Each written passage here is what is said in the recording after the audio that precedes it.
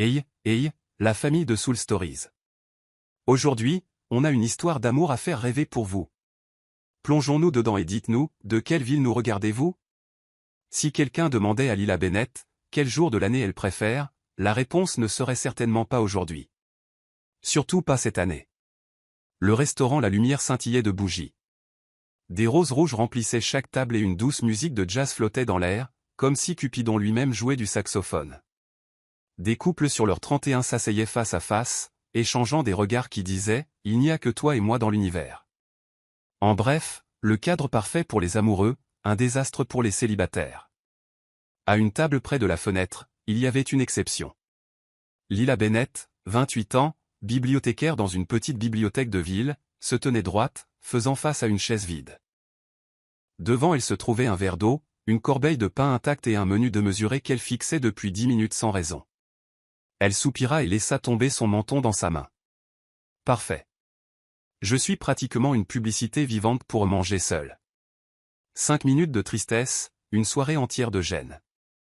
Voici l'histoire, il y a une semaine, Lila et son ex-petit ami Derek ont officiellement rompu. Pas à cause d'une grosse dispute, et il n'y avait pas de tierce personne impliquée. La raison était simple, au point d'être déchirante, Derek a dit qu'elle était ennuyeuse et sans ambition. Tout ce que tu fais, c'est lire des livres et travailler dans cette minuscule bibliothèque. J'ai besoin de quelqu'un qui puisse être un partenaire dans ma carrière. Pas de quelqu'un qui aime juste traîner avec de vieux romans. Et c'était tout. 3 ans d'amour sont partis en fumée, juste parce qu'elle n'était pas assez ambitieuse. Lila avait fait preuve de fermeté et l'avait larguée sur le champ, mais assise ici ce soir, entourée de dizaines de couples échangeant des chocolats et des bagues en diamant, son cœur eut un petit pincement. Oui, elle avait choisi les livres plutôt que le cabinet d'avocat de Derek. Mais est-ce que cela signifiait qu'elle était ennuyeuse? Un serveur s'approcha, arborant un sourire poli. « Êtes-vous prête à commander ?» Lila secoua la tête. « Donnez-moi encore quelques minutes, s'il vous plaît. » Il hocha la tête et s'éloigna, la laissant continuer à s'asseoir seule dans une mer de tourtereaux. Elle sortit son téléphone et fit semblant d'être occupée, comme si quelqu'un était sur le point d'appeler. Le seul message à l'écran était de sa mère, « N'oublie pas de bien te couvrir. Il fait très froid ici. » Lila ravala l'amertume. Elle voulait vraiment quelqu'un ici, pas une bague en diamant, pas un bouquet aussi grand qu'un pot de fleurs. Juste quelqu'un qui ne la verrait pas comme un livre démodé sur une étagère poussiéreuse. Un couple à la table d'à accent grave côté commença à glousser. L'homme prit de la glace pour la faire manger à sa petite amie, et elle fit semblant d'être timide avant d'ouvrir la bouche. Bref, Lila essaya de détourner le regard, mais ses yeux furent attirés par un autre couple échangeant une boîte cadeau en forme de cœur. Appuyant son menton sur sa main, elle marmonna, « Merveilleux. C'est exactement le test d'endurance mentale pour lequel je n'ai pas signé. Qu'est-ce qu'il y a de si drôle à manger des spaghettis seuls le jour de la Saint-Valentin? Si les gens regardaient, ils penseraient qu'elle vient d'avoir le cœur brisé ou, pire, qu'elle s'est fait poser un lapin. Au moins, Derek ne m'a pas posé de lapin. Il a juste annulé notre avenir ensemble. » Lila décida de commander pour ne pas avoir l'air d'être la fiche des célibataires. « Je vais prendre les spaghettis carbonara et un verre de vin rouge, s'il vous plaît. » Le serveur hocha la tête, les yeux teintés de sympathie, le genre de regard que les gens donnent habituellement à un chat errant sous la pluie. Lila laissa échapper un petit rire. « D'accord, allez-y et pensez que je suis un tchat. Un chat qui mange des spaghettis. » En attendant son plat, elle ouvrit son portefeuille et regarda sa carte de bibliothèque, ses coins usés. C'était le seul endroit où elle se sentait vraiment à sa place. Ranger des livres tous les jours, aider des enfants à trouver des bandes dessinées ou recommander des romans à une grand-mère de 70 ans, tout cela la rendait heureuse. Mais Derek ne le voyait pas de cette façon. À ses yeux, sa simple joie n'était rien comparée à des contrats de plusieurs millions de dollars. « Peut-être que je suis vraiment ennuyeuse, » murmura Lila, puis secoua immédiatement la tête. « Non, non. Lire n'est pas ennuyeux. Le monde est trop bruyant. Il a besoin de gens qui gardent un peu de calme. » Elle se consola en cassant un morceau de pain, le mit dans sa bouche et le mâcha comme si elle punissait quelqu'un. La musique dans le restaurant passa à une ballade romantique classique. Lila regarda autour d'elle et ne vit rien d'autre que des sourires et des regards tendres. Elle haussa les épaules, leva son verre et trinqua avec elle-même. « Joyeuse Saint-Valentin, Lila. » à la survie de la Saint-Valentin la plus solitaire de l'histoire.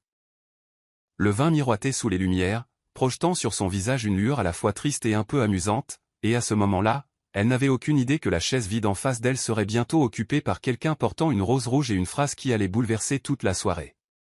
Le verre de vin dans la main de Lila n'avait pas encore touché ses lèvres lorsqu'une silhouette haute bloqua soudain la lumière dorée au-dessus de sa table. Elle leva les yeux.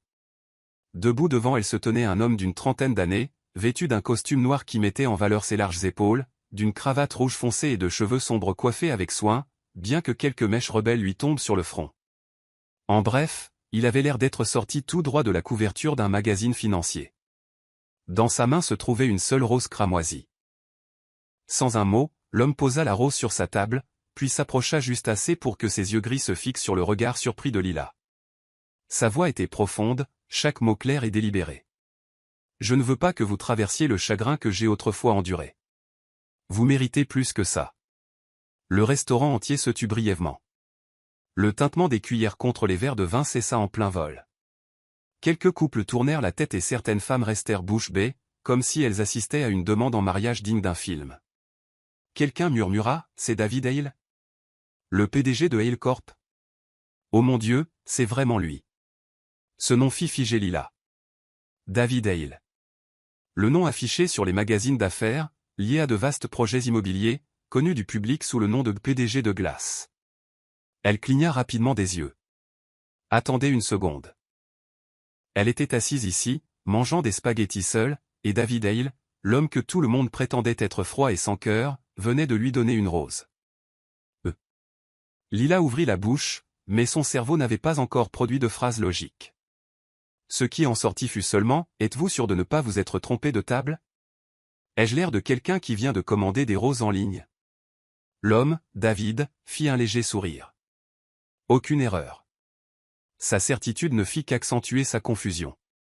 3 possibilités s'allumèrent dans sa tête, c'était un pari entre hommes riches et ennuyés, une caméra cachée filmait pour YouTube avec le titre « Un PDG donne une rose à une femme célibataire », sa réaction choque tout le monde, ou il la trouvait vraiment pitoyable. Honnêtement, aucune de ces options n'était facile à avaler. « Vous êtes vraiment David Hale ?» Lila parvint enfin à poser une vraie question. Il hocha la tête, calme, comme s'il confirmait, « Oui, il a plu aujourd'hui. » PDG de Hale Corporation. Oui. Silence à nouveau. La rose écarlate se trouvait entre eux, preuve indéniable d'un événement que personne ne pouvait expliquer. Lila s'éclaircit la gorge, forçant un sourire sarcastique. Merci pour la rose, mais honnêtement, si vous essayez de me vendre une assurance vie, je suis fauché. Un éclair de surprise traversa les yeux de David avant qu'un doux rire ne s'échappe de lui, un son chaud et grave qui fit se retourner quelques serveuses.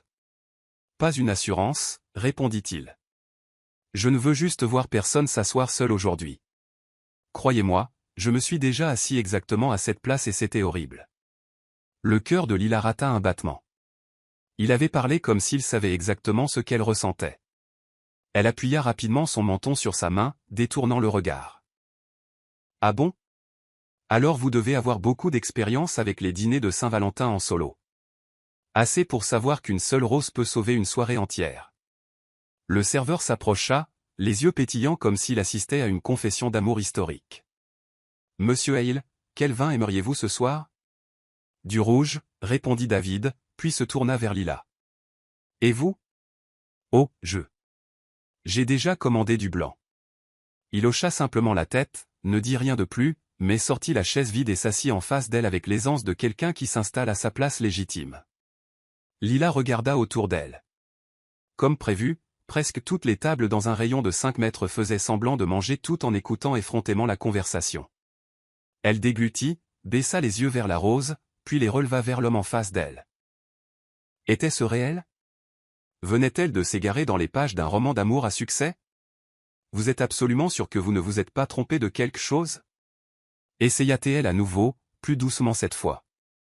David se pencha en arrière sur sa chaise, son regard vif mais pas aussi froid que les rumeurs. Je ne me suis jamais trompé sur ce genre de choses. Cette réponse ne calma pas ses nerfs.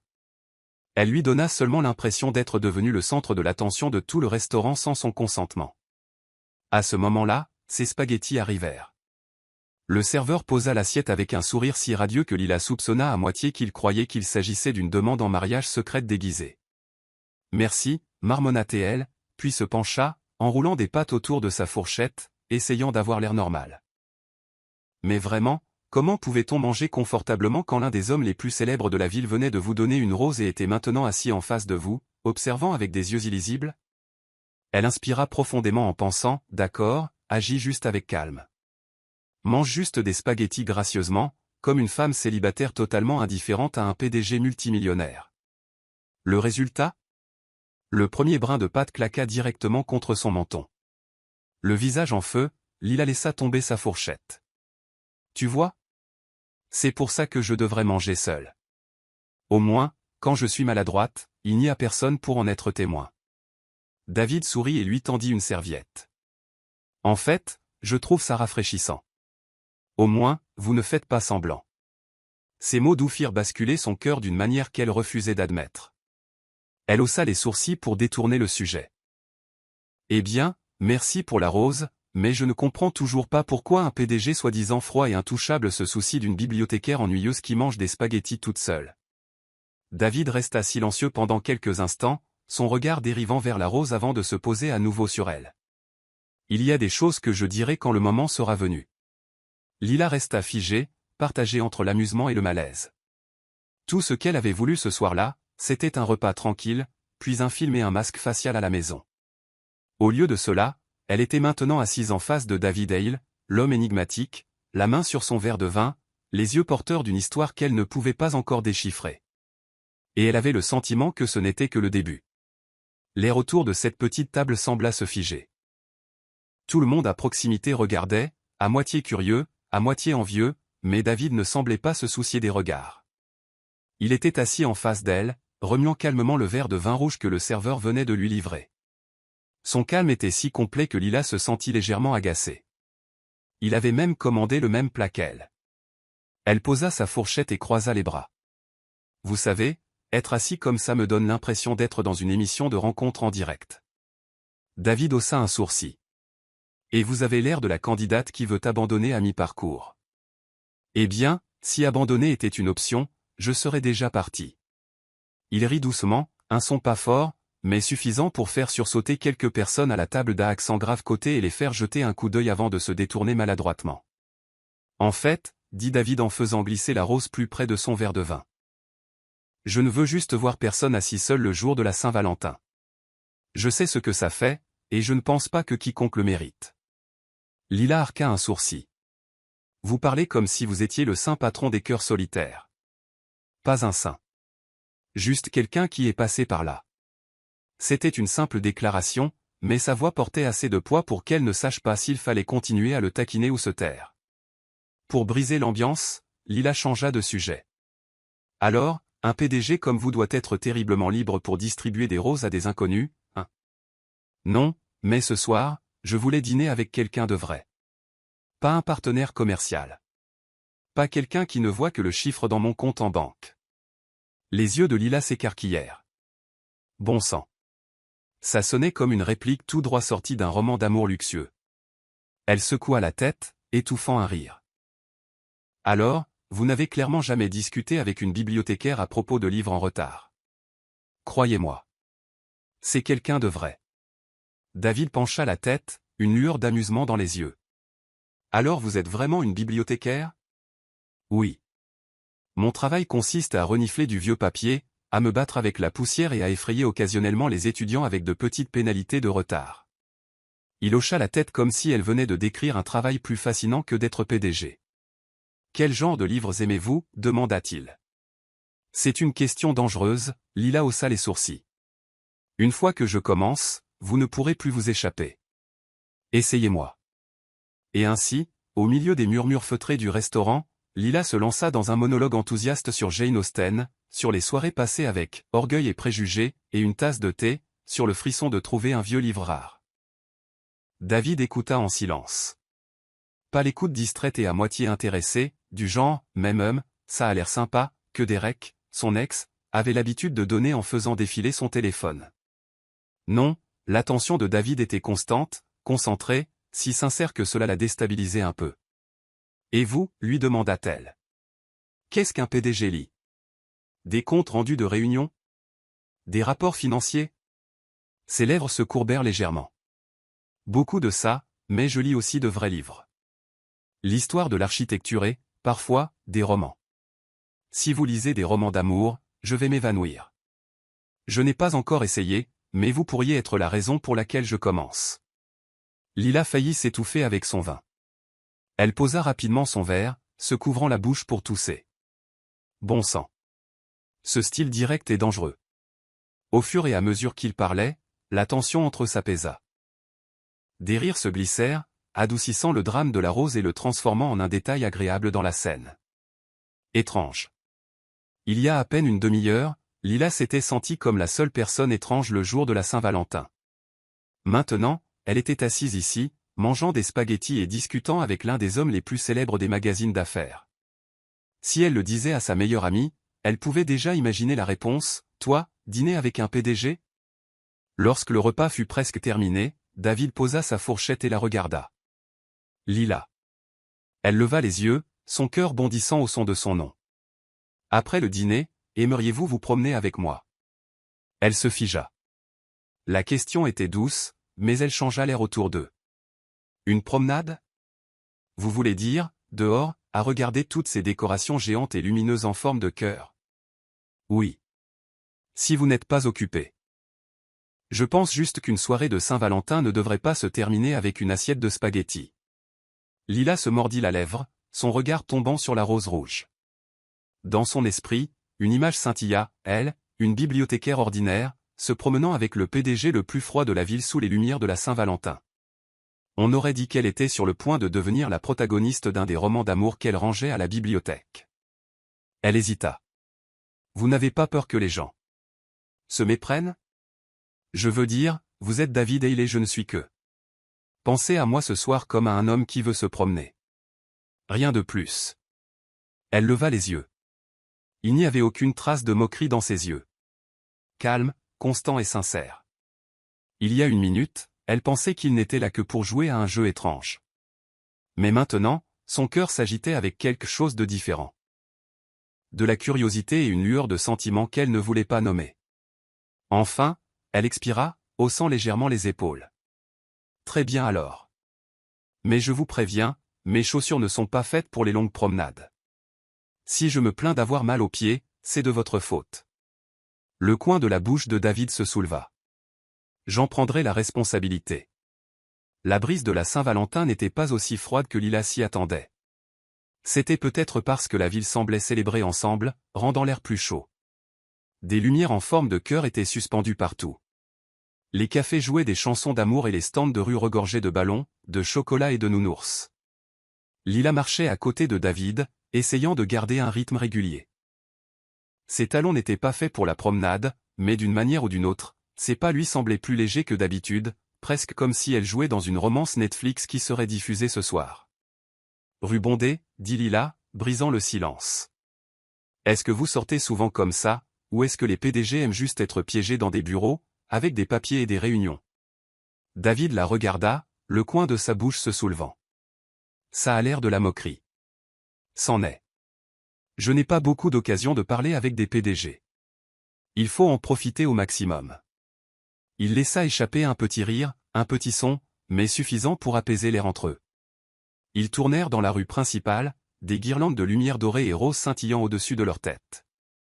Sous cette lueur, David semblait moins le PDG de glace et plus accessible. Toujours dans un costume de luxe, mais ses yeux n'avaient pas l'air aussi froids que les rumeurs. Puis sa voix se fit entendre, lente et profonde. J'ai eu des Saint-Valentin pire que de m'asseoir seul dans un restaurant.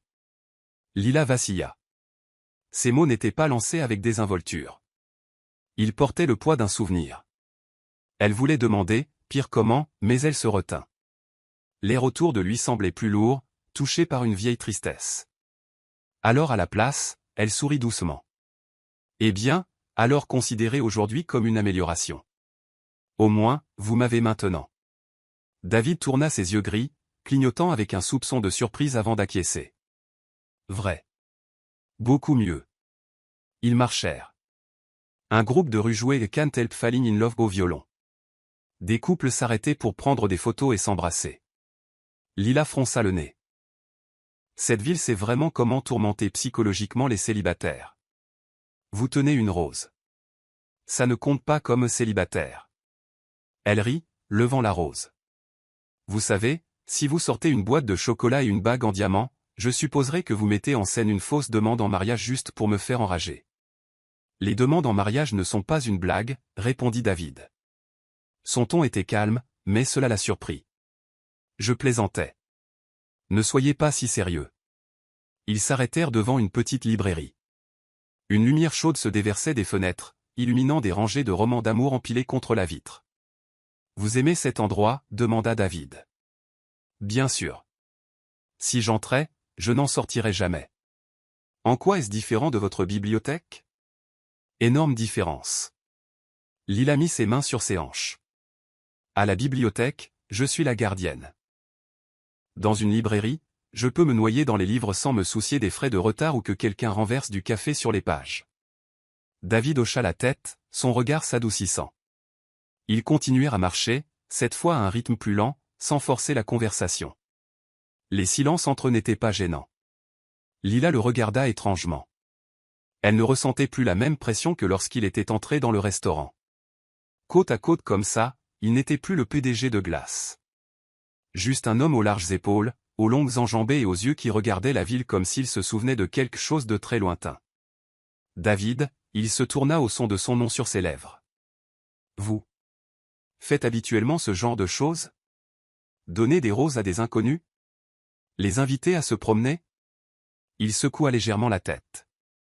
Non. C'est la première fois. La réponse fut courte et ferme. Aucune explication supplémentaire. Lila se mordit la lèvre. La curiosité s'enflammait encore plus. Alors pourquoi moi ? Mais elle ravala la question, sentant que la réponse appartenait à un autre moment. Une brise emporta le parfum des pâtisseries d'une boutique voisine. Lila rit. Vous savez, ma soirée de Saint-Valentin était censée se terminer avec moi mangeant une pizza froide seule et regardant un film triste. Au lieu de ça, elle s'est transformée en une promenade avec le PDG le plus célèbre de la ville. Le regrettez-vous ? Pas du tout. Elle haussa les épaules. Tant que je ne me réveille pas demain avec des gros titres de tabloïd, le PDG de Hale en rendez-vous secret avec une bibliothécaire au cœur brisé. David ricana, le son s'attardant plus longtemps cette fois. Lire le journal ne serait pas si mal. Au moins, il devrait apprendre à bien épeler votre nom. Leurs pas les menèrent à la place centrale. Des lumières scintillaient au-dessus d'eux et une fontaine décorée de centaines de ballons rouges se dressait au centre.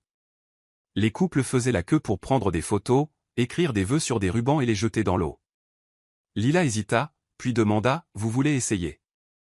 Et vous ? » Moi ? Honnêtement, je veux juste de la glace. Saint-Valentin ou pas, la glace reste de la glace. David rit, cette fois vraiment à l'aise. Il hocha la tête. Alors de la glace, c'est d'accord. Il ouvrit la voie. Bibliothécaire. Ils se dirigèrent vers le stand de glace, baigné par la lueur des lumières de la ville et l'écho de la musique.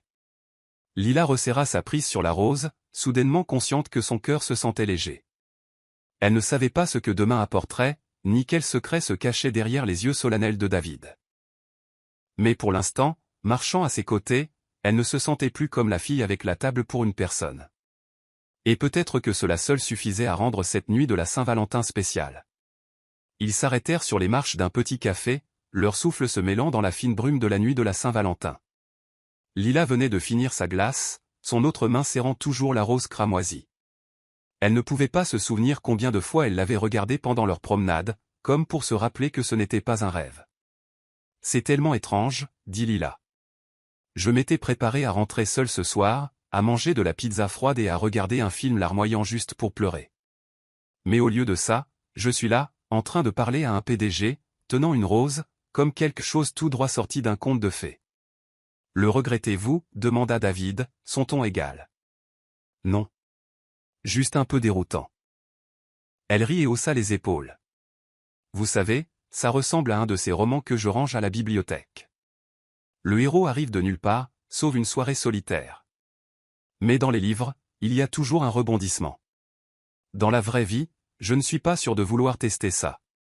David resta silencieux un instant, son regard fixé sur la lumière rose suspendue au-dessus d'eux.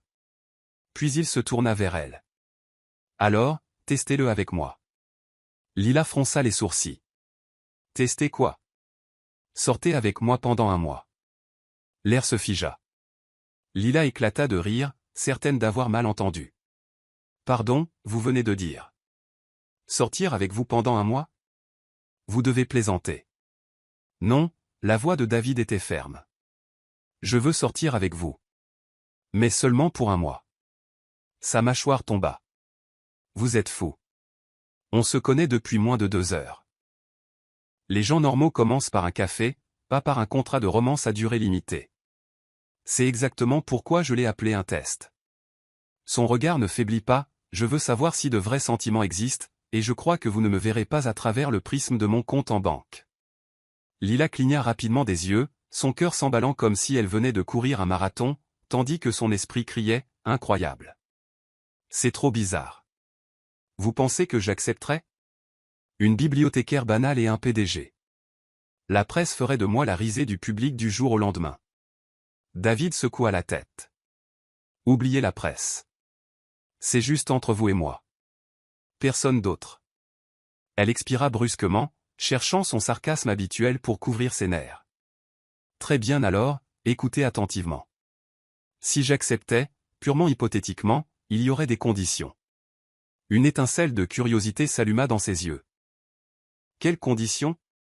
Elle leva un doigt, comme une maîtresse d'école réprimandant un élève. 1. Pas de cadeaux extravagants. Je ne veux pas de sacs de créateurs, de bracelets en diamant ou de voitures de luxe. Apportez-en, et je les rendrai. D'accord. 2. Pas de contrat, pas de clause bizarre. Je déteste la paperasse. Je suis bibliothécaire, pas votre employé. D'accord. 3. Elle hésita, sa voix s'adoucissant. Pendant ce mois, nous ne sommes que 2 personnes ordinaires. Pas de PDG, pas de bibliothécaire. Juste David et Lila. Il la regarda longuement, puis hocha la tête. D'accord. Lila se figea. Attendez, il a juste hoché la tête aussi facilement? Vous êtes sûr, insista T.L., toujours dubitative. Je n'ai jamais été aussi sûr. Puis il s'approcha, juste assez pour que la lumière du réverbère approfondisse le gris de ses yeux. Oserez-vous essayer, Lila? Elle se mordit la lèvre. Une partie de son cerveau criait « non ». Mais une autre partie murmurait « pourquoi pas ». Enfin, elle rit et haussa les épaules. Très bien alors. Mais vous devriez savoir que je mange des céréales périmées au petit déjeuner. Je lis jusqu'à 2 heures du matin. Et je me parle à moi-même quand je suis stressé. Si vous pouvez supporter ça, allez-y et essayez. La bouche de David se courba. J'ai géré pire. Ce soir-là, ils se séparèrent à une large intersection. David héla un taxi pour elle, tandis que Lila se glissait sur le siège arrière, serrant toujours la rose, son cœur battant. La fenêtre de la voiture le reflétait, debout sous la lueur rouge du réverbère. Grand et stable, indéchiffrable. Elle secoua la tête en riant doucement pour elle-même. Cette Saint-Valentin, elle venait de signer le contrat le plus étrange, un accord d'amour libre, de l'histoire. Et quelque part, au plus profond de son cœur, Lila savait que ce n'était que le début. Le lendemain matin, lorsque Lila arriva à la bibliothèque, tout semblait parfaitement ordinaire. L'odeur du vieux papier, le grincement des pas sur le parquet et quelques étudiants bâillant en rendant des livres. Mais dès qu'elle ouvrit le comptoir de travail, elle se figea. Soigneusement posée parmi la pile épaisse de dossiers se trouvait une seule rose rouge. Pas de carte, pas de signature. Juste une rose, ses pétales encore couverts de rosée. Oh mon Dieu, marmonna Lila, son cœur ratant un battement. Un seul homme pouvait être assez fou pour faire ça. Elle ramassa la rose, à la fois troublée et amusée. David Hale, le PDG de Glace, s'était vraiment souvenu de leur essai de rencontre d'un mois. Avant qu'elle ne puisse cacher la rose, sa collègue Jenny, la joyeuse bibliothécaire aux cheveux bouclés, s'approcha. « Qu'est-ce que c'est? Qui t'a donné des fleurs ?» s'écria Jenny, les yeux pétillants. Ça a dû être laissé sur le mauvais bureau, non? Mauvais bureau, mais parfaitement chronométré avec la Saint-Valentin plus un et c'est une rose rouge. Jenny croisa les bras, souriant sournoisement.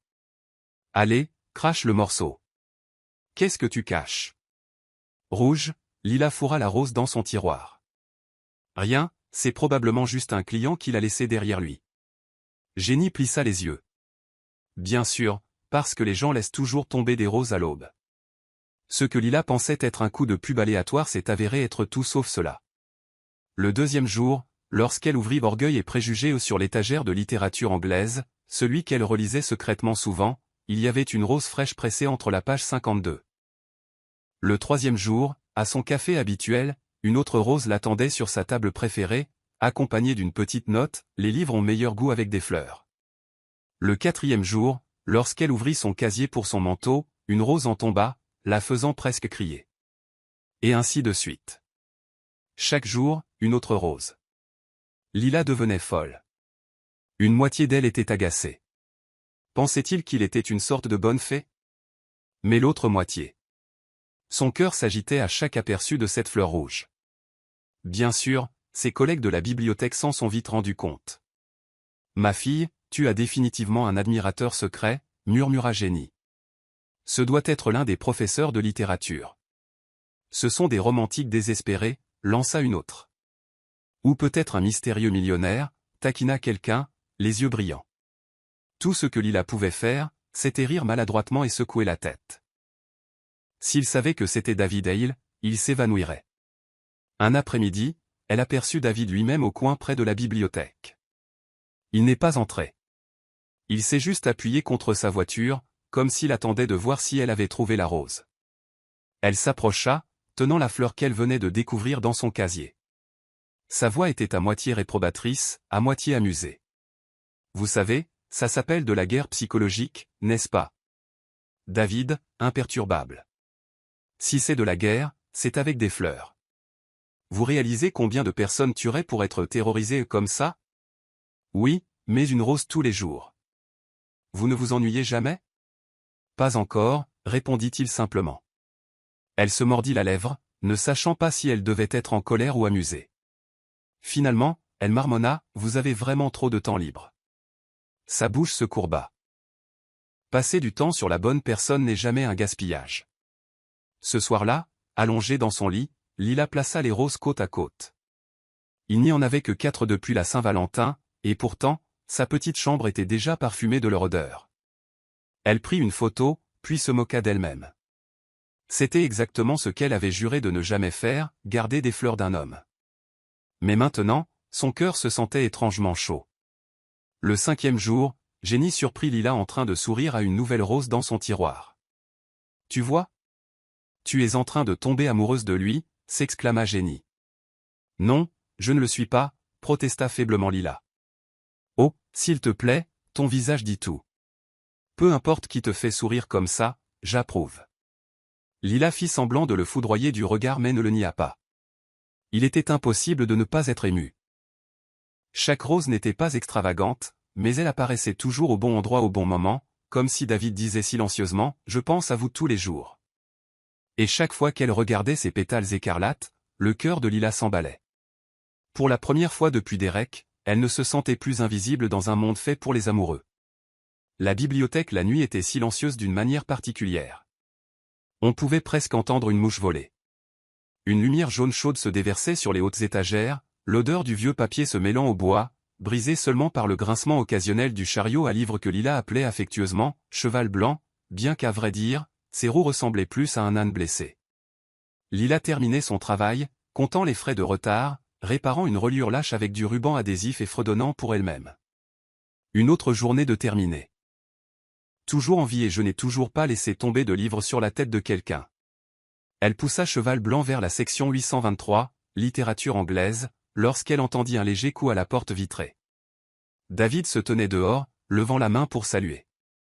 Son look élégant habituel était adouci ce soir, sa cravate pendait lâche, le faisant ressembler moins à un PDG. « La bibliothèque est toujours ouverte » demanda-t-il lorsqu'elle déverrouilla la porte. Pour quelqu'un qui cache des roses dans le casier d'une bibliothécaire, peut-être, taquina Lila, poussant légèrement le panneau fermé sur le côté. Mais vous devrez faire face à un défi terrible. Un défi? Ranger les livres par classement Dewey. Une erreur et je vous ferai payer le café pendant une semaine. David hocha la tête avec un sérieux mortel, comme si elle avait proposé une fusion. Accepté. Ils poussèrent Cheval Blanc dans l'allée. Lila lui tendit une pile. Règle d'or, regardez les numéros de la tranche. De gauche à droite, de haut en bas. N'osez pas laisser Austen s'asseoir à côté de Dickens. Il se battrait toute la nuit. David souleva orgueil et préjugés, regarda la tranche et le glissa parfaitement à sa place. Le mouvement était si précis que Lila cligna des yeux. Vous êtes meilleur que certains de mes stagiaires, taquina-t-elle. Plus facile que de lire un contrat de 300 pages, répondit-il. Le grincement des roues s'installa dans un rythme étrangement apaisant. Lila lui donna une autre pile plus légère. C'est la section romance, soyez prudent. Il est facile de s'y perdre. David ramassa un livre à la couverture rose, murmura le titre trop mielleux et ricana. Trop mielleux, en effet.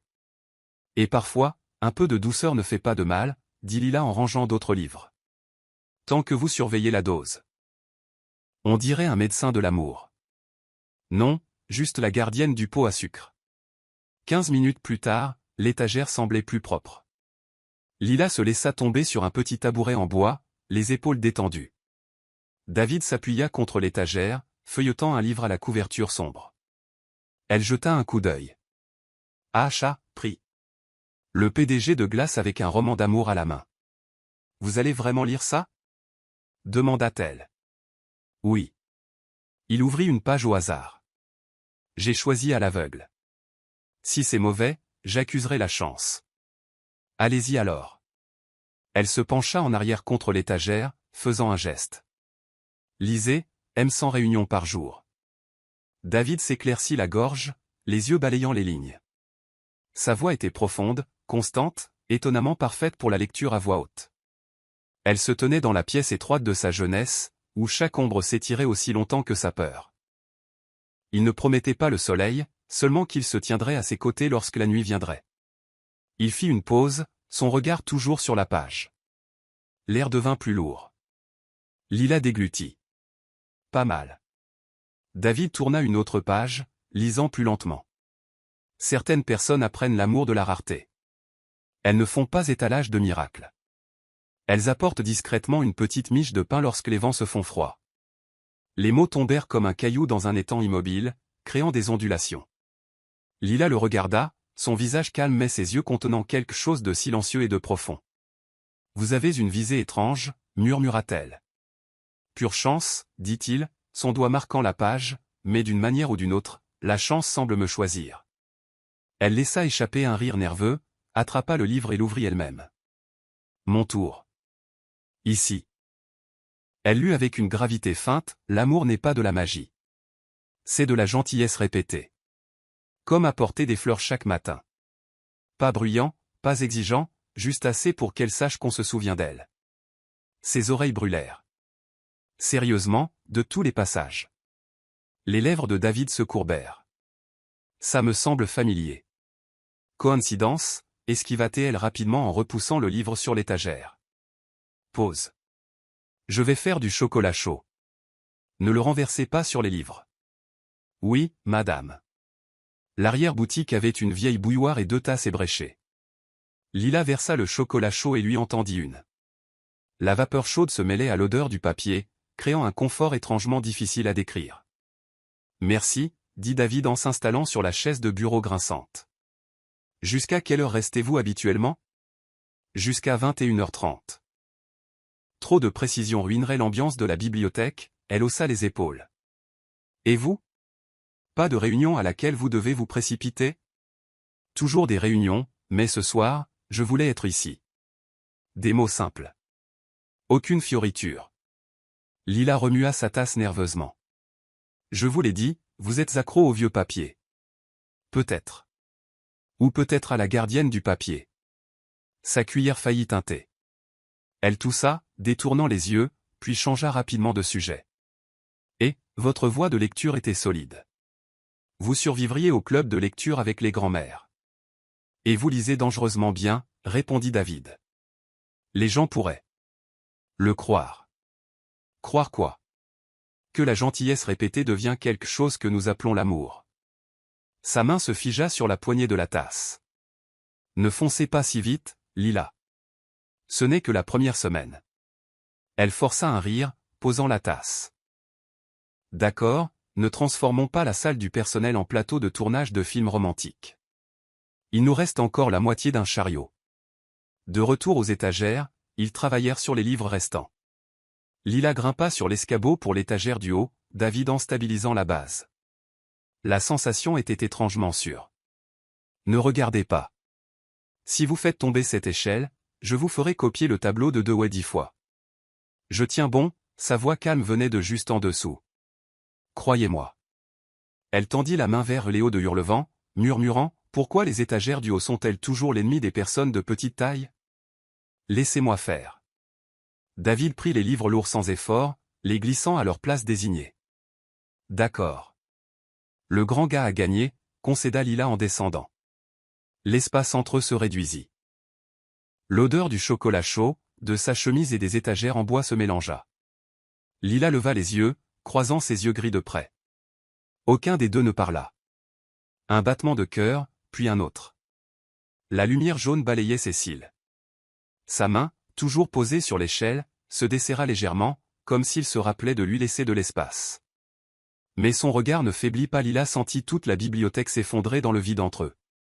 Son cœur battait si fort qu'elle jura que les étagères pouvaient l'entendre. David, murmura-t-elle, testant le nom.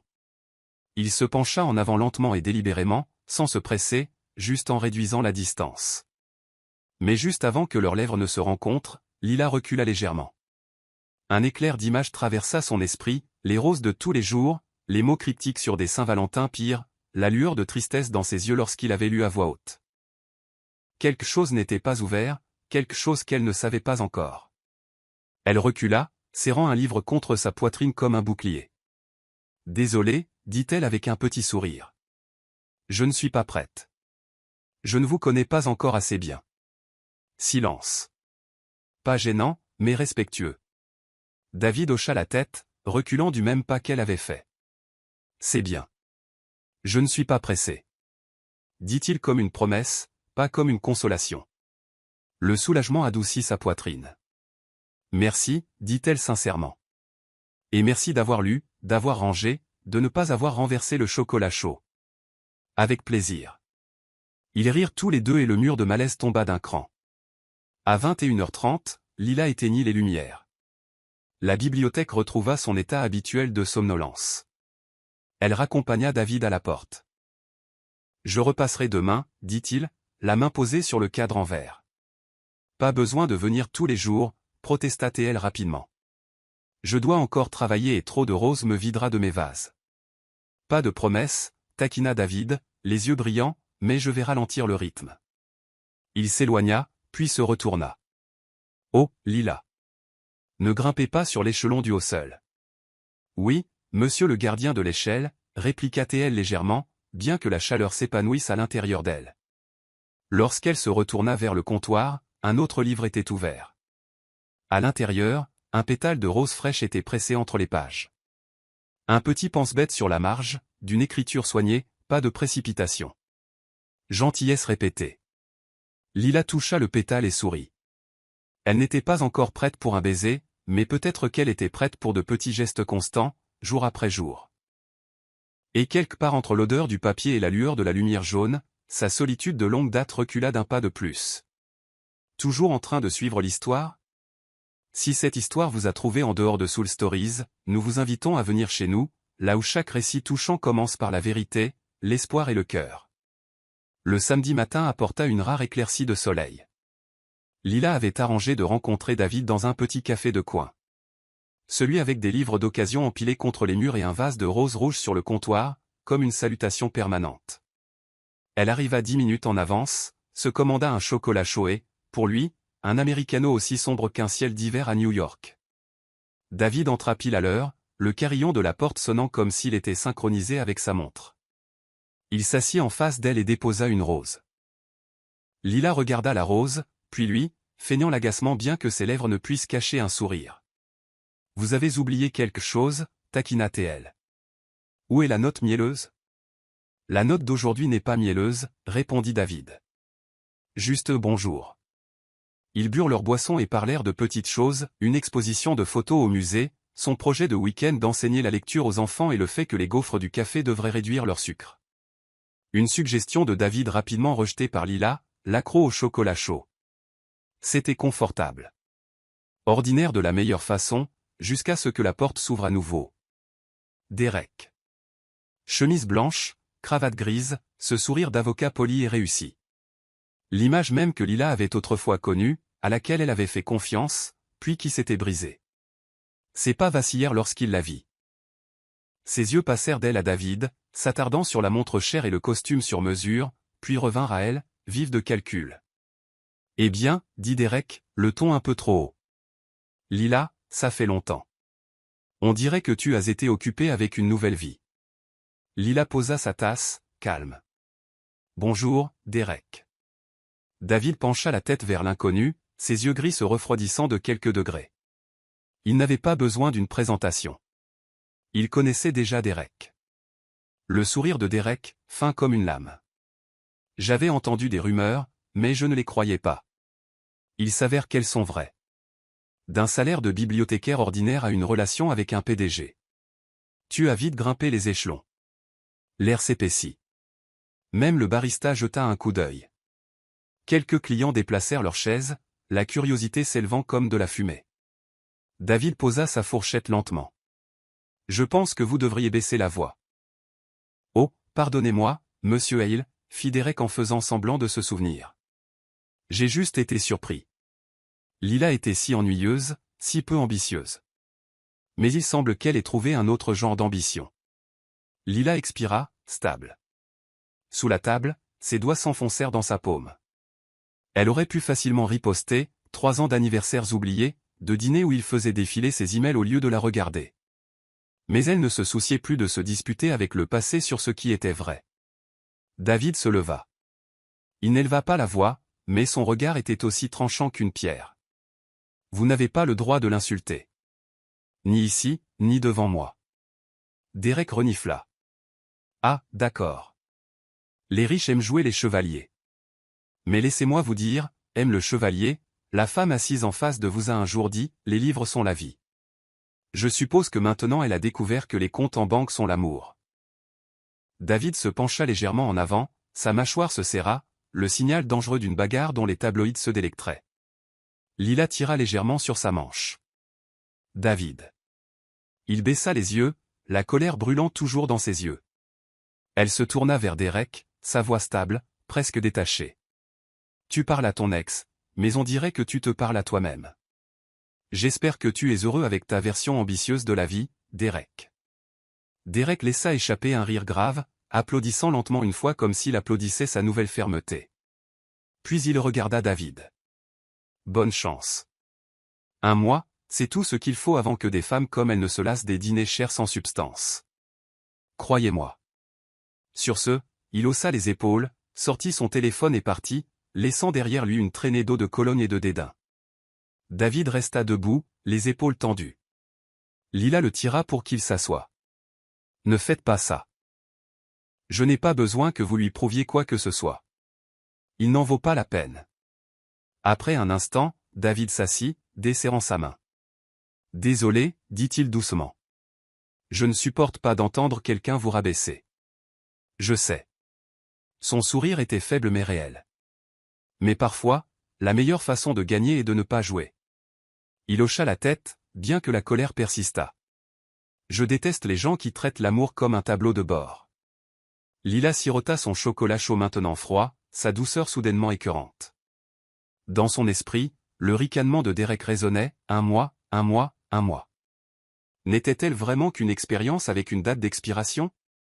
Ils essayèrent de rattraper la matinée. David changea de sujet, mentionnant un programme de lecture pour les enfants dans un refuge, se retenant avant de dire « orphelinat ».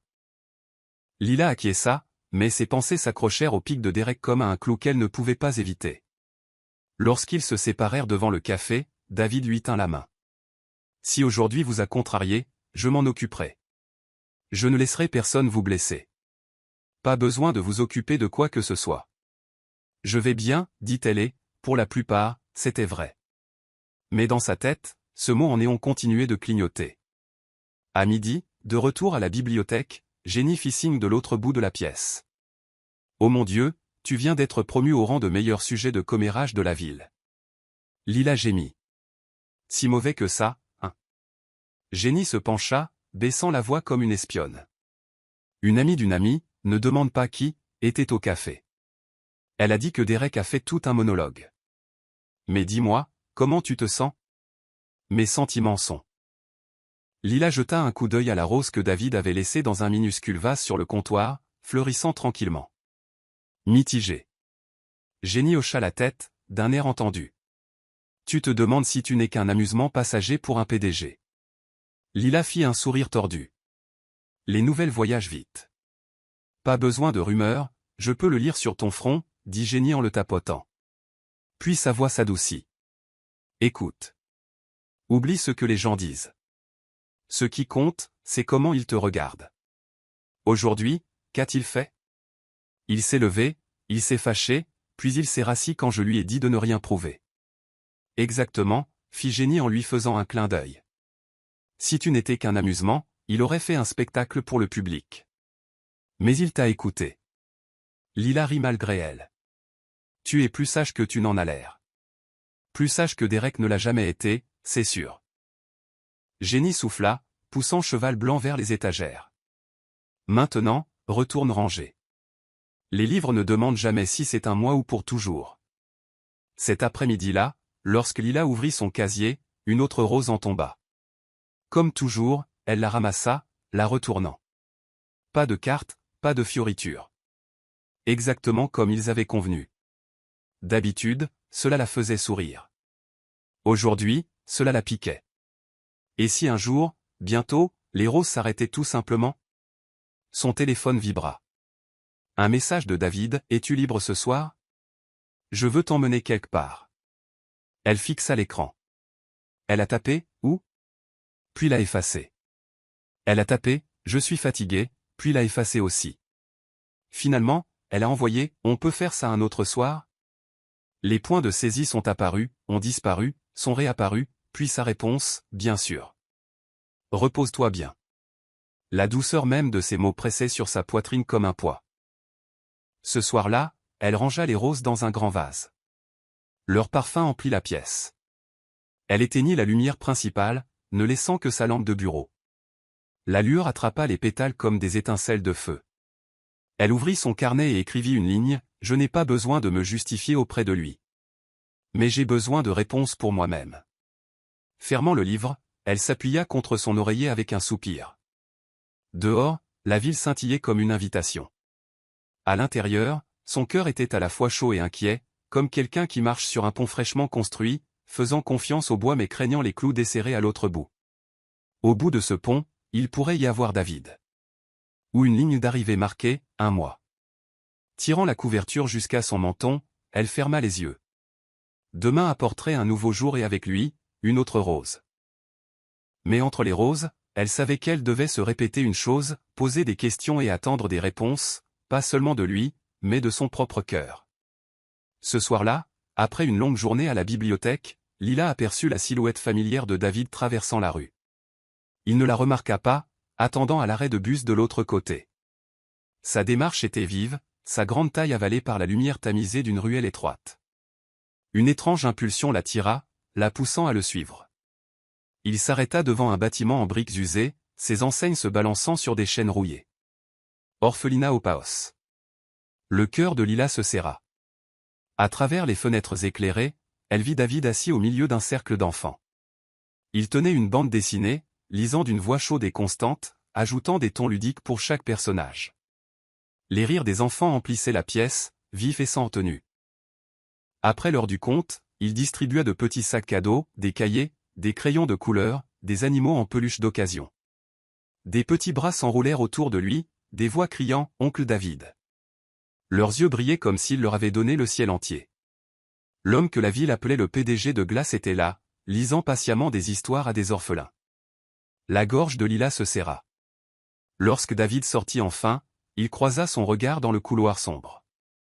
Il se figea une seconde, puis lui fit signe de le suivre dans la cour arrière. La cour était calme, éclairée seulement par une balançoire rouillée et la lueur de la lune. David se tenait, les mains dans les poches, silencieux pendant un long moment avant de parler. J'ai grandi ici. Les yeux de Lila s'écarquillèrent. Je ne sais pas qui étaient mes parents. Mon acte de naissance ne répertorie même pas de nom. D'aussi loin que je me souvienne, c'était ma maison. Et je détestais les vacances. Sa voix était grave, chaque mot lourd de souvenirs. La Saint-Valentin, Noël, les anniversaires. Pour la plupart des gens, cela signifie de la joie. Pour moi, c'était des loupes pour la solitude. À chaque fête, les parrains d'autres enfants venaient leur rendre visite avec des gâteaux, des cartes et des câlins, et je restais seul dans ma chambre, écoutant les rires résonner dans le couloir. Noël avait un sapin, mais aucun cadeau ne portait jamais le nom de David. La Saint-Valentin n'était qu'une autre nuit sur un lit en acier, attendant un miracle qui n'arrivait jamais. Les yeux de Lila brûlaient. Elle imagina le petit David, le garçon orphelin, assis dans le noir. Il laissa échapper un rire creux. Je me suis habitué au vide, jusqu'à ce que je la rencontre. David s'assit sur la balançoire, les yeux fixés sur le sol. Mon premier amour. La première fille qui m'a fait croire que je n'étais plus seul. Elle riait facilement, était douce. Elle ressemblait à la pièce manquante dont mon cœur avait rêvé. Il fit une pause, soupirant. J'ai tout donné à cet amour. Confiance, soin. Tout. Et il y a 7 ans, le jour de la Saint-Valentin, j'ai décidé de la demander en mariage. La poitrine de Lila se serra. J'ai réservé le meilleur restaurant que je pouvais me permettre, j'ai acheté une bague, j'ai répété mon discours. Je lui ai demandé de me retrouver à 7 heures. J'ai attendu. J'ai attendu que chaque porte s'ouvre, que chaque couple entre et que chaque bouquet et boîte de chocolat passe devant moi. J'ai attendu jusqu'à ce que le personnel débarrasse les tables, jusqu'à ce que les lumières s'éteignent. Toute la nuit. Elle n'est jamais venue. David, murmura Lila. Le lendemain, il reprit, j'ai découvert qu'elle était partie avec quelqu'un de plus riche. Juste un court message, désolé, j'ai choisi un autre chemin. Ses yeux gris s'endurcirent. Le jour de la Saint-Valentin. La nuit qui, je le pensais, changerait ma vie. Le silence s'installa, brisé seulement par le vent qui agitait les feuilles. La Saint-Valentin, dit-il lentement, a été le jour que je détestais le plus. Mais c'est aussi le jour où je refuse de laisser quelqu'un d'autre se sentir abandonné. Je ne laisserai personne s'asseoir seul, vide, comme je l'ai été. C'est pourquoi j'ai posé la rose sur votre table ce soir-là. Et pourquoi j'en ai laissé une chaque jour depuis. Lila s'approcha, s'asseyant à côté de lui. Elle prit sa main, qui tremblait encore légèrement dans la sienne. David. Je n'en avais aucune idée. Je ne le dis pas aux gens. Ils s'attendent à ce qu'un PDG soit froid, contrôlé et jamais faible. La vérité, c'est que j'étais juste un garçon qui a été laissé de côté et un homme qui a attendu toute la nuit un amour qui n'est jamais revenu. Sa prise se resserra, les yeux brillants. Vous n'avez pas à vous cacher de moi. Je comprends. Il la regarda, la dureté dans son regard s'adoucissant. C'est la première fois que je le dis à voix haute. Et ça me semble plus léger. Lila posa doucement sa tête contre son épaule. Sa voix était douce. Cette Saint-Valentin, au moins, vous n'êtes plus seul. David ne répondit pas, mais sa main se referma plus fermement autour de la sienne. Et dans ses yeux, pour la première fois, une étincelle de croyance scintillait, que peut-être les roses n'étaient pas juste pour éloigner l'obscurité. Mais pour le guider vers quelque chose de nouveau. Une Saint-Valentin qui ne faisait pas mal. Le lundi matin, la bibliothèque de l'université de Cambridge ne ressemblait plus au refuge de Lila. Dès qu'elle y entra, un tourbillon nommé Génie l'attrapa. Dans les mains de son ami se trouvait un magazine à potins. Son titre, une lame, poignardant directement la poitrine de Lila, le PDG de Glace et il sort secrètement avec une bibliothécaire ordinaire, amour véritable ou croqueuse de diamants. En dessous, une photo la capturait, elle et David, sous les lumières de la Saint-Valentin. L'angle cruel transformait le moment de tendresse en quelque chose de criard, comme si elle cherchait avidement la richesse. L'article la couronnait du titre « Femme inconnue à la pêche aux milliardaires », déformant une belle soirée en un acte bon marché. Les dents de Génie grinçaient. Ces journalistes méritent une interdiction à vie d'emprunter des livres. Lila ne pouvait que ravaler, l'amertume remplissant sa gorge. Elle savait que c'était ainsi que commençait un scandale. Toute la journée, elle ne pouvait pas respirer. Chaque pas, chaque regard, chaque murmure derrière elle était comme des aiguilles perçant sa peau. N'est-ce pas la fille? C'est partout sur Internet. Au moment où elle ouvrit son téléphone, la vraie tempête avait frappé.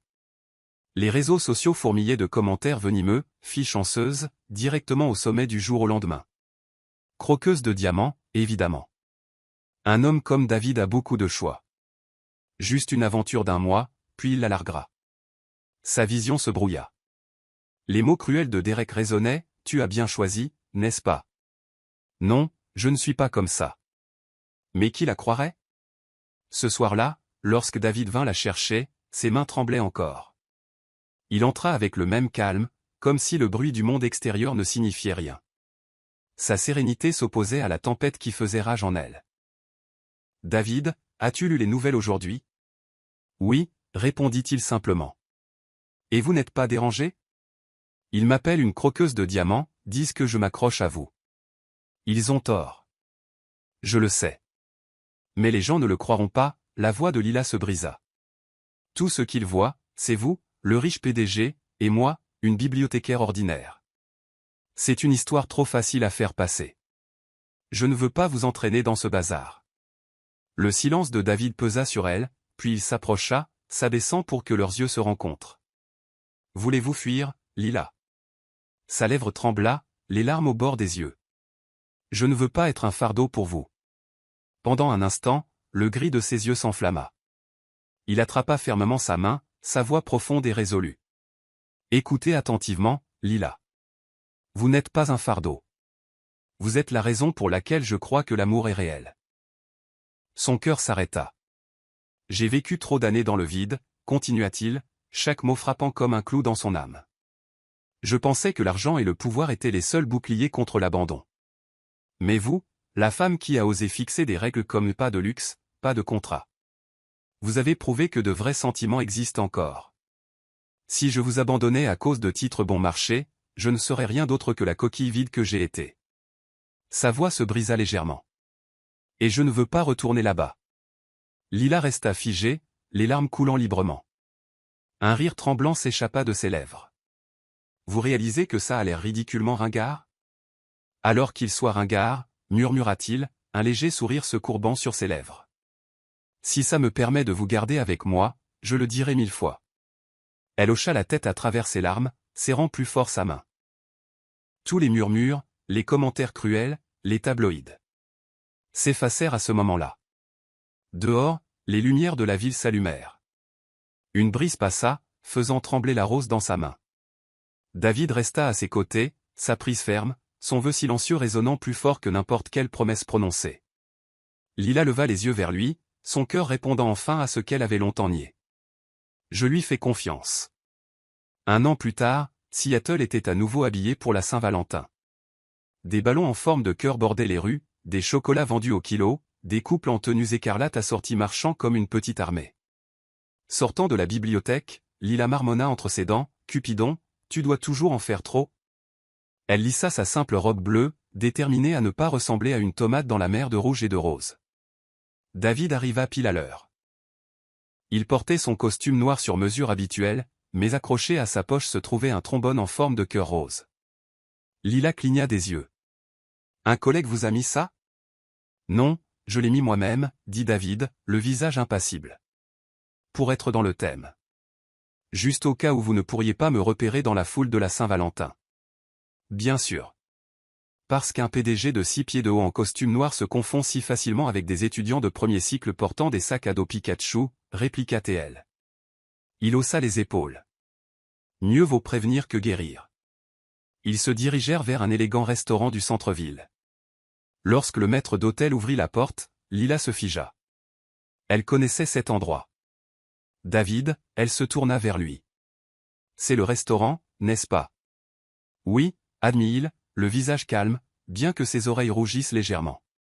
Je veux réécrire ce souvenir. Le remplacer par quelque chose de meilleur. Dans son esprit, elle le vit, attendant seul il y a 7 ans. Son cœur s'adoucit, mais ses lèvres taquinèrent toujours. Très bien. Mais cette fois, je ne vous ferai pas attendre de 19 heures jusqu'à l'aube. Je suis très ponctuel, sauf si je suis coincé dans les embouteillages ou si le chat du voisin vole mon dîner. Il rit, le soulagement scintillant sur son visage. Le dîner fut agréable. Steak, soupe à la crème de champignons et une bouteille de vin rouge. Lila mangeait joyeusement du pain à l'ail tandis que David semblait inhabituellement tendu. Ses doigts tapotaient la table comme du morse. « Vous signalez un appel de détresse par satellite » Lila haussa un sourcil. « Non, je suis juste. »« Concentré, » dit David, sa voix un peu rauque. « Si c'est comme ça que vous vous concentrez, vos employés doivent être ravis. » Lorsque le dessert arriva, les lumières s'éteignirent, ne laissant que la lueur des bougies. Un serveur s'approcha et déposa une seule rose rouge devant Lila. Elle la fixa, puis rit doucement. « Oh mon Dieu! Encore!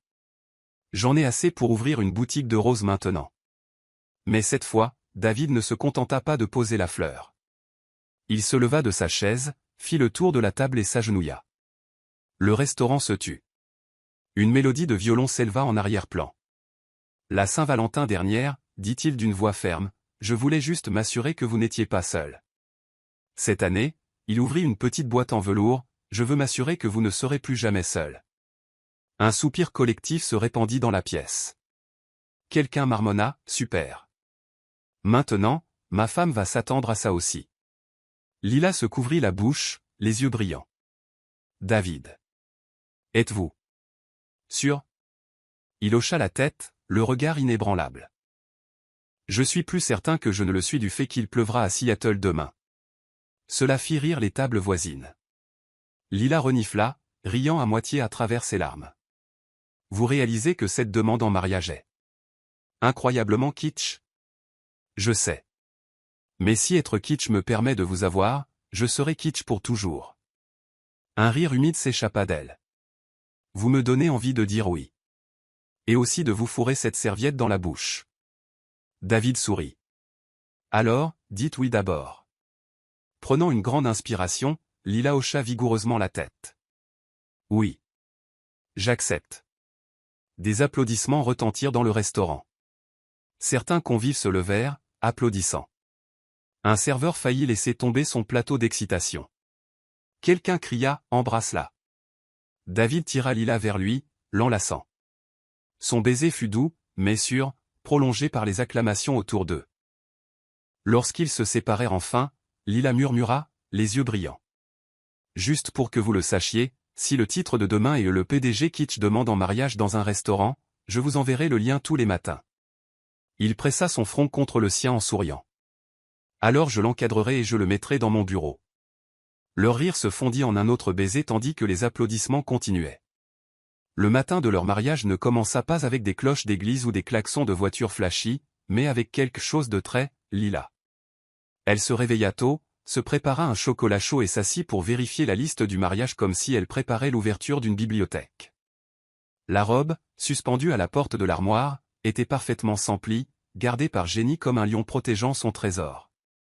Les fleurs, des roses rouges, bien sûr, leur emblème d'amour véritable. Les alliances, en sécurité avec David. Lila n'osait pas les garder, trop d'étagères de livres signifiaient trop de chances de les perdre dans un roman pour toujours. Tout le reste était en ordre. Sauf son cœur, qui battait comme s'il venait d'avaler une fanfare. Dans le miroir, ses cheveux étaient soigneusement épinglés avec une seule rose rouge derrière son oreille, un rappel de la toute première rose de l'année dernière.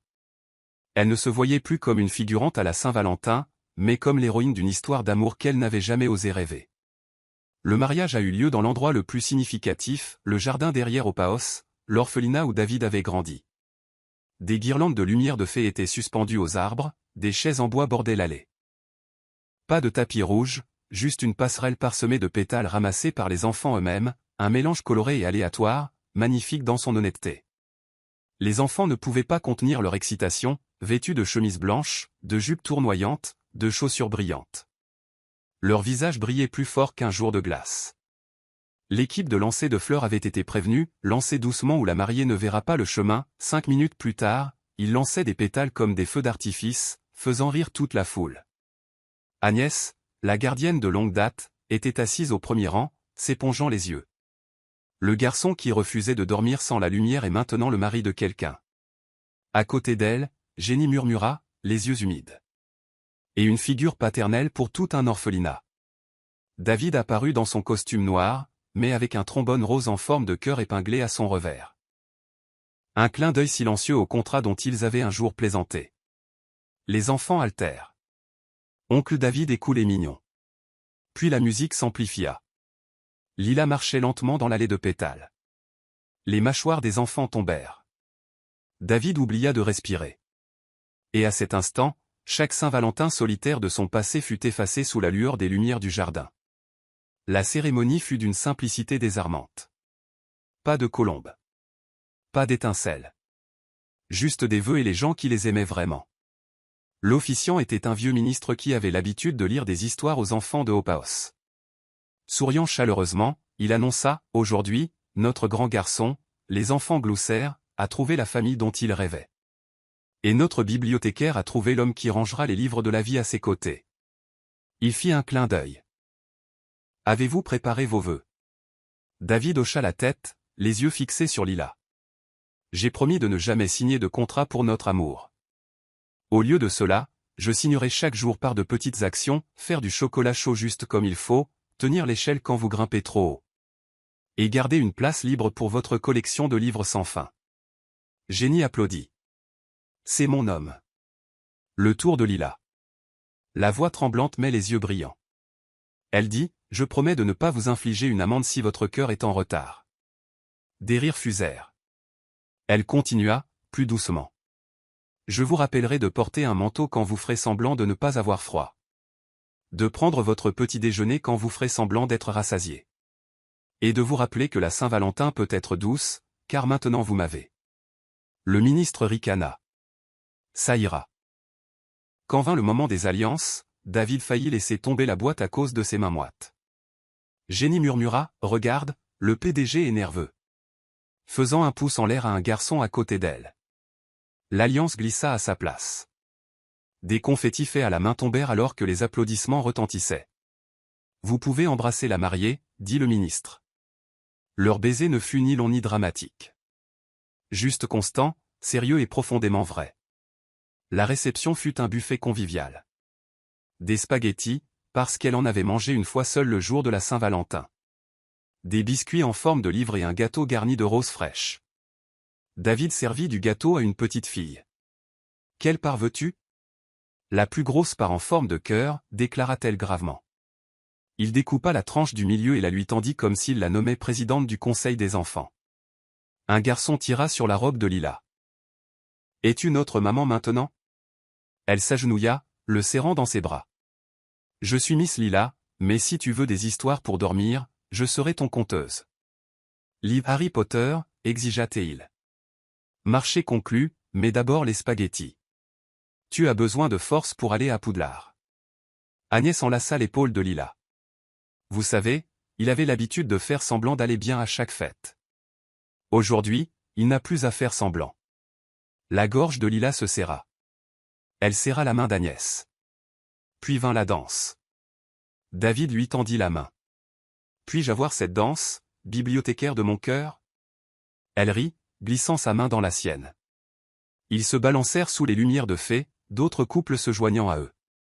Tu es heureuse, murmura-t-il. Oui, murmura-t-elle contre son épaule. Assez heureuse pour avoir besoin de prendre un jour de congé demain, juste pour continuer de sourire. Les ressources humaines approuvent, taquina Théil.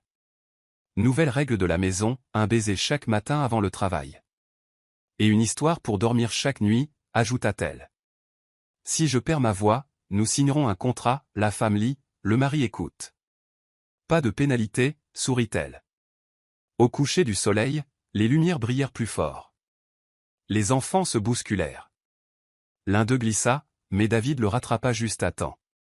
Oncle David est un super-héros, cria le garçon. Les super-héros font aussi la vaisselle, plaisanta Lila, et des rires se répandirent dans le jardin.